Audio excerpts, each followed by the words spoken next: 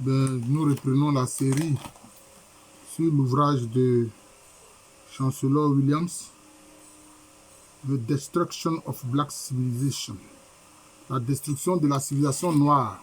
Voilà, donc nous reprenons.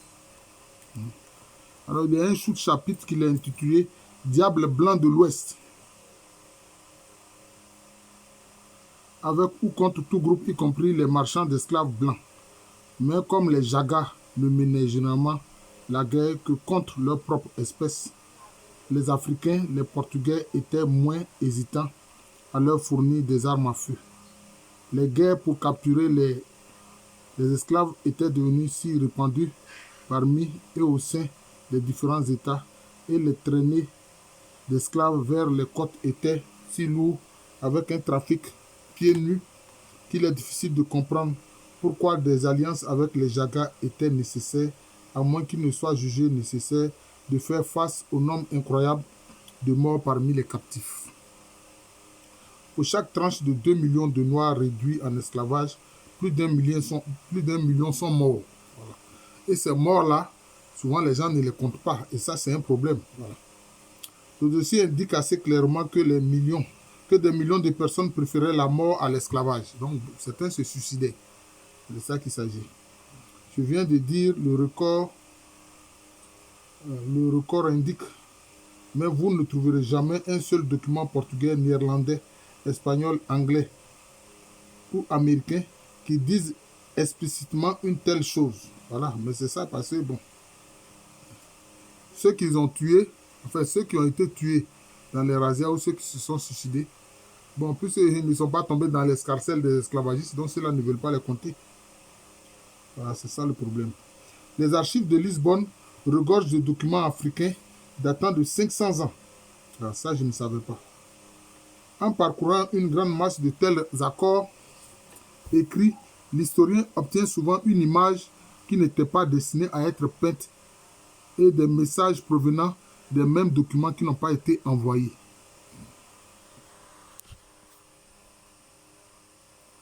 Ce qui est simplement une autre façon de redire que les documents écrits révèlent souvent bien plus que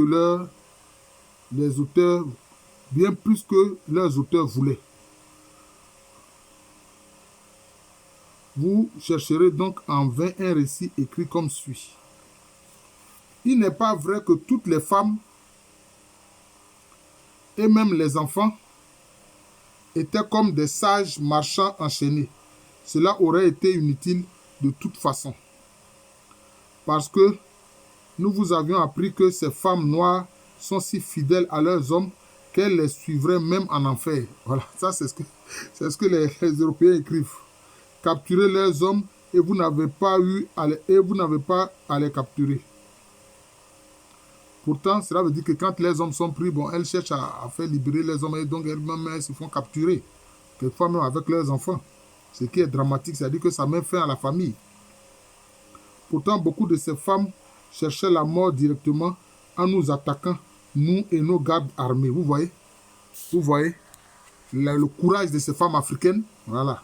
Même nous, elles attaquent ces esclavagistes blancs-là. Voilà, c'est ce qu'il est en train de dire ici. Celles-ci, bien sûr, ils ont été battus et enchaînés de la même manière que les esclaves mâles, bien sûr.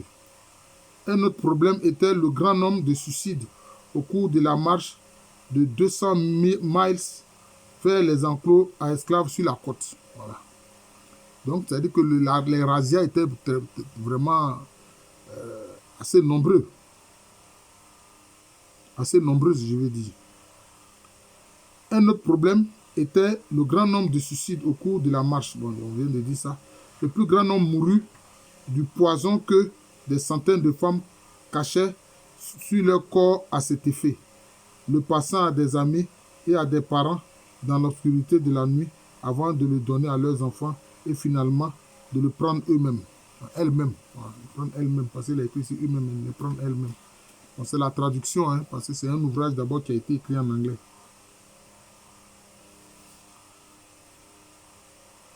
Tout cela nous a ralenti pendant la nuit, alors que nous aurions dû aller plus vite, car il faisait plus frais. Vous voyez? Donc voilà un récit hein, d'un esclavagiste qui décrit ce qui s'est passé. Hein. C'est-à-dire que le témoignage que lui fait de ce qu'il a vécu. Voilà. Pourtant, les morts et les mourants ont dû se faire couper les fils des vivants. De nombreux bébés ont été délibérément étouffés à mort par leur mère mourante. Nous ne pensons pas que les autres décès aient été causés par la longue marche comme certains le prétendent. Vous voyez. Car s'il est vrai que nous sommes nous-mêmes portés dans le jambon, les batteurs sont changés tous les 10 ou 15 miles. Les garçons les plus grands et les plus forts sont sélectionnés pour nous porter. Vous voyez, en plus, ils faisaient du portage obligatoire. Ils ont généralement entre 20 et 30 ans. Donc, vous voyez, c'est des jeunes. C'est des jeunes. Ils s'effondrent aussi parfois, mais seuls 5 sont morts cette année. Il faut rappeler aux rouges que ces noirs sont assez habitués à marcher de très longues distances avec de lourds fardeaux.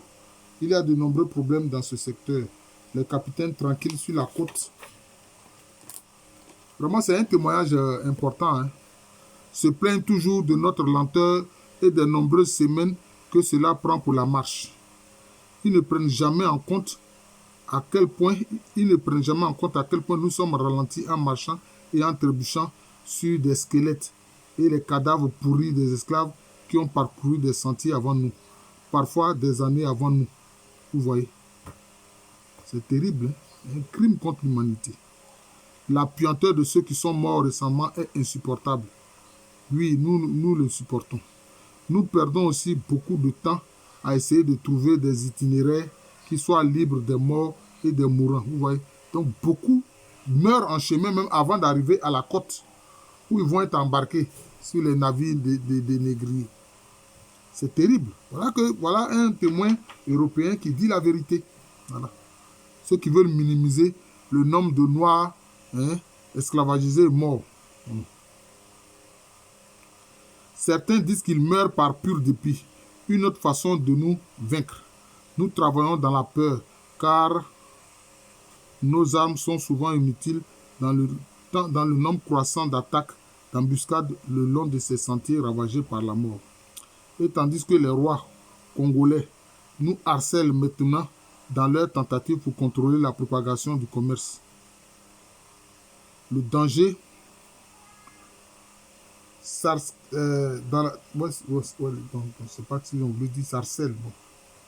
dans la région de l'Angola, la région de la terreur noire, sous la forme d'une reine noire défiant la mort. En Nzinga, voilà, la princesse Nzinga. Voilà. Parce qu'elle voulait empêcher ce trafic-là. A-t-on entendu parler d'une femme générale conduisant ses armées en personne? La vérité est qu'elle est la plus grande stratège militaire qui ait jamais été connue, à affronter des forces armées du Portugal. Ces tactiques font transpirer nos commandants de confusion et de consternation. Son objectif n'est rien de moins que la destruction totale de la traite des esclaves. Voilà, on parle de la reine Nzinga ici. Son objectif n'est rien de moins que la destruction totale de la traite des esclaves. À cette fin, et ce qui nous inquiète le plus, elle a développé un système d'infiltration de nos troupes, BIAC, avec ses propres hommes, amenant des compagnies entières à se rebeller, à déserter et à rejoindre ses armées dans ce qu'elle appelle une guerre de libération. Vous voyez? Parce qu'ils font croire que les Africains même étaient contents d'être esclavagisés. Oh, vraiment, ces négriers-là, c'est vraiment des menteurs. Les pertes portugaises sont toujours plus lourdes que ce qui a été rapporté, car elles organisent des attaques surprises à une vitesse fulgurante, visant toujours d'abord à capturer des fusils et des canons, et alors que nous nous entourons maintenant de gardes armés lors de ces longues marches, nous ne savons jamais combien de nos soldats noirs sont des hommes de la reine. Voilà, sont des hommes de la reine. Donc vous voyez, elle a infiltré même les convois des négriers qui transportent des esclaves pour pouvoir ensuite libérer ces esclaves-là et faire des pôles de résistance contre l'esclavage mené par ces Européens-là.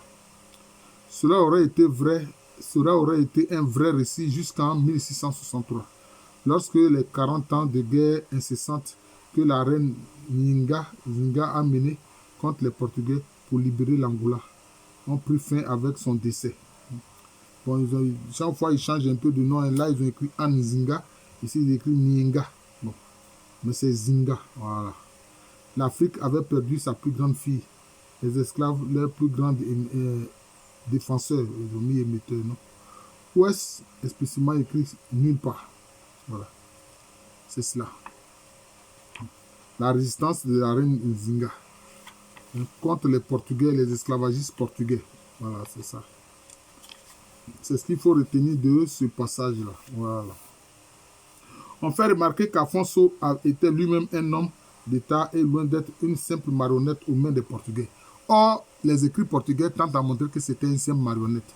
Parce qu'il se serait converti, dit-on, au catholicisme. Non. Même si le processus a commencé avec sa conversion au christianisme et le remplacement de son propre nom africain par un nom portugais, il a été réveillé par le code et a commencé à résister et à rejeter les dispositions qui visaient à rendre les Africains noirs portugais dans le nom du Christ, tout en détruisant leur souveraineté en même temps. Le fait que l'ennemi ait finalement triomphé n'enlève rien à sa stature de grand Africain.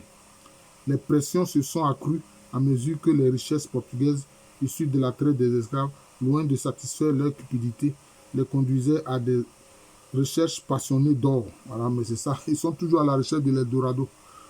Ça n'a même pas changé encore, c'est ce que ces Européens font. D'argent, de cuivre, de plomb, qui croyaient être en abondance dans la région, mais dissimulés par les Noirs, bien sûr.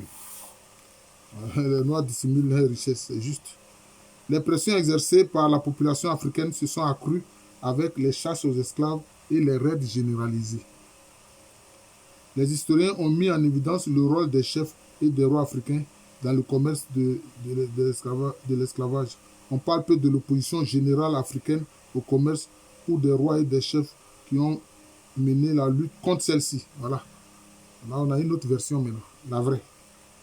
Pourtant, par la nature même de la situation, ceci devait être aussi connu que les Noirs qui s'enrichissaient du trafic. La reine Zinga n'était pas la seule abolitionniste africaine. Il se trouve que dans son cas, elle n'a pas seulement été impliquée dans les négociations du traité officiel, mais elle a opéré sur tant de régions angolaises qu'elle ne pouvait pas être facilement exclue de l'histoire.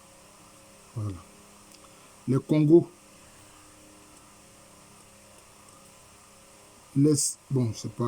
opposés à leur roi, combattaient à la fois l'esclavage et l'église chrétienne qui le promouvait. Même l'éducation plus large qu'ils désiraient tous passionnément se révéla être une farce et notre appât occidental. Les écoles strictement limitées en nombre et en portée n'étaient guère plus que des cours catéchétiques catholiques sous des prêtres semi-analphabètes qui n'étaient pas eux-mêmes seulement des marchands d'esclaves, mais je sais pas, la personnification de tout ce que l'on entend par corruption et immoralité. Donc vous voyez, même les prêtres qu'ils envoyaient dans le royaume du Congo, dans la zone de l'Angola, étaient des gens corrompus. Ce n'étaient pas de vrais disciples de Jésus, mais c'était des gens corrompus qui cherchaient aussi à s'enrichir par l'esclavage. Donc vous voyez, voilà. Tous les efforts d'Afonso pour créer au moins une bonne école à Congo ont été bloqués. Donc vous voyez encore là, encore une fausse école, voilà, qui dit heureux les pauvres, etc. Voilà, c'est ça. Or, Jésus a dit heureux les pauvres de cœur. Il n'a pas dit heureux les pauvres. Il dit heureux les pauvres de cœur. Voilà, donc c'est ça. Donc un faux enseignement, voilà, pour en profiter pour esclavagiser et, voilà, et dominer. Voilà. La situation s'était aggravée sur tous les fronts lorsque Diogo devint roi du Congo en 1345. Voilà.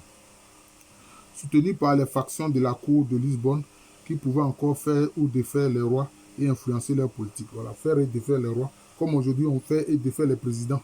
Voilà, ça n'a pas changé.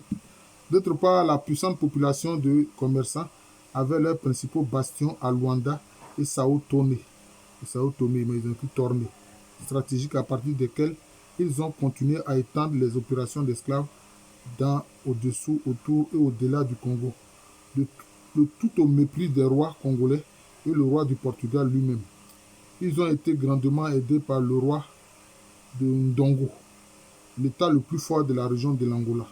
Mais Ndongo était nominalement sous le Congo en tant qu'État tributaire, ou bien vassal. En 1556, la guerre entre les principaux groupes en conflit, jusque-là infiltrés, éclata, ouverte et à grande échelle, les forces royales portugaises alliées à celles du Congo contre les forces commerciales portugaises alliées à Ndongo. Les Portugais contre les Portugais et les Africains contre les Africains. Bon, voilà encore un autre aspect. Oh, on en suis déjà à 16 minutes. Le nom Angola, plus tard tiré du titre du roi, n'était pas encore appliqué à la région, qui est maintenant la colonie portugaise d'Angola. Voilà. Voilà. Donc, on parle aussi de la défaite du Congo. Voilà. Les conseillers portugais de Diogo pouvaient désormais nier toute responsabilité dans la catastrophe avec un visage impassible. Voilà, puisqu'ils ont gagné. Pourtant, lorsque Diogo mourut, 5 ans plus tard, 1561, ils étaient toujours activement au travail pour choisir son successeur, favoriser ainsi de nouvelles turbulences dans une nation déjà en désintégration. Le meurtre d'un roi après l'autre devient presque routinier. Voilà, c'est ça, c'est ce qu'on voit par exemple à travers la France-Afrique. Ben, les Portugais ont inauguré ça dans le royaume du Congo. Les attaques des voisins ennemis promptes à profiter des faibles royaux et du chaos interne marquaient les années du déclin du Congo. Voilà. En tant que grande puissance. Voilà. Les choses ont évolué rapidement. En 1575, l'Angola devint une colonie du Portugal par un décret royal uniquement et Mère Congo, luttant pour sa propre vie, ne put que pleurer de la perte permanente de sa plus grande progéniture. Voilà. Maintenant, ils en ont fait une colonie. Maintenant, ils peuvent faire tout ce qu'ils veulent. Voilà. Voilà. La désintégration de l'État congolais semblait être complète, mais ce n'était pas le cas. Il y avait encore un autre réveil sous une autre lignée de grands rois. Et bien que la conquête de l'Angola ait été ordonnée par Lisbonne en 1571 et ait commencé en 1575, les Portugais, à leur grande surprise, ont dû mener leur guerre la plus longue et la plus sanglante presque à pied avant que l'Angola ne soit finalement pris près d'un demi-siècle plus tard.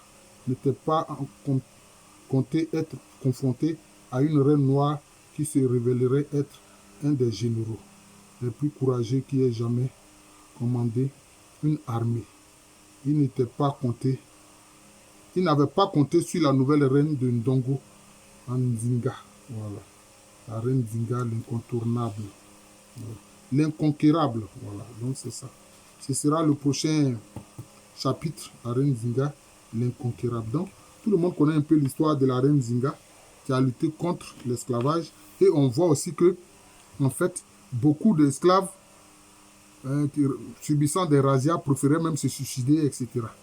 Et quand les hommes étaient pris, leurs femmes voulaient les récupérer, donc les suivaient et puis se faisaient aussi esclavagiser avec leurs enfants. Voilà ce qu'un témoignage révèle.